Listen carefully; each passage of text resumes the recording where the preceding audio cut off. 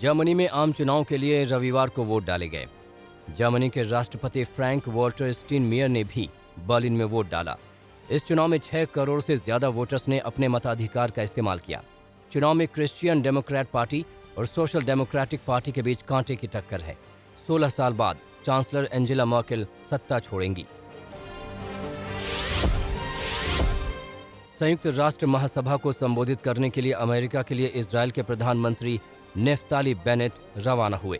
उन्होंने कहा, संयुक्त राष्ट्र महासभा में बोलने के लिए मैं बहुत खुश हूँ। पूरी दुनिया को इजरायल के बारे में बताने के लिए मुझे अवसर मिलेगा। सोमवार को नेफ्ताली बेनेट यूएनजीओ को संबोधित करेंगे।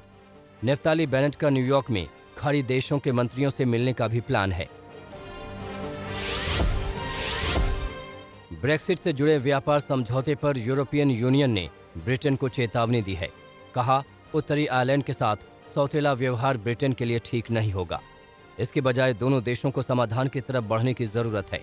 1998 में बेलफास्ट समझौते के बाद ब्रिटेन के नियंत्रण से उत्तरी आयरलैंड मुक्त हुआ था।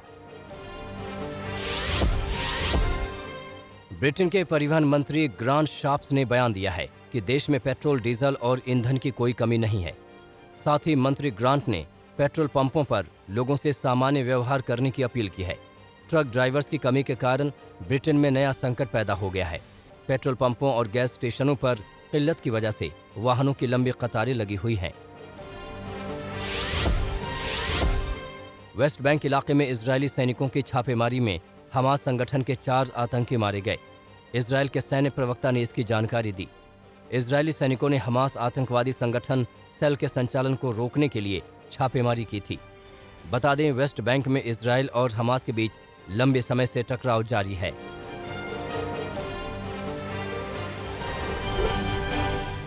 दक्षिण कोरिया ने उत्तर कोरिया से संचार हॉटलाइन को फिर से बहाल करने के लिए आग्रह किया है।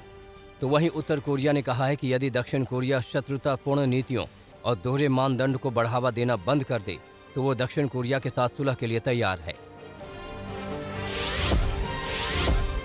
ऑस्ट्रेलिया के न्यू साउथ वेल्स में कोरोना का कहर अभी भी जारी है। रविवार को 961 नए मामले सामने आए, जबकि 9 लोगों की मौत दर्ज की गई।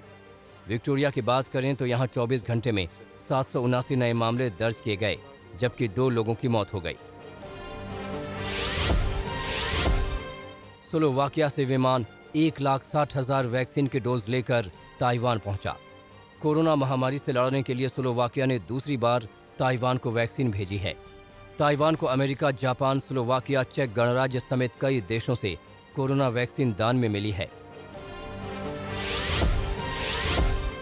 चीन के विदेश मंत्री वांग यी ने दावा किया है कि पूरी दुनिया में कोविड टीकों की मदद के लिए चीन ने अब तक 1.25 बिलियन डोज भेजी हैं। साथ ही कहा कि चीन हमेशा अन्य विकासशील देशों के साथ एकजुटता से खड़ा रहता है। हमने 160 से अधिक विकासशील देशों को सहायता भी प्रदान की है। धार्मिक गुरु पोप फ्रांसिस ने स्पेन के ला पाल्मा में ज्वालामुखी विस्फोट से प्रभावित लोगों के प्रति अपनी संवेदना व्यक्त की है। ज्वालामुखी विस्फोट से अब तक सैकड़ों घर तबाह हो चुके हैं, जबकि 7,000 से ज्यादा लोगों को दूसरी जगहों पर शिफ्ट किया गया है।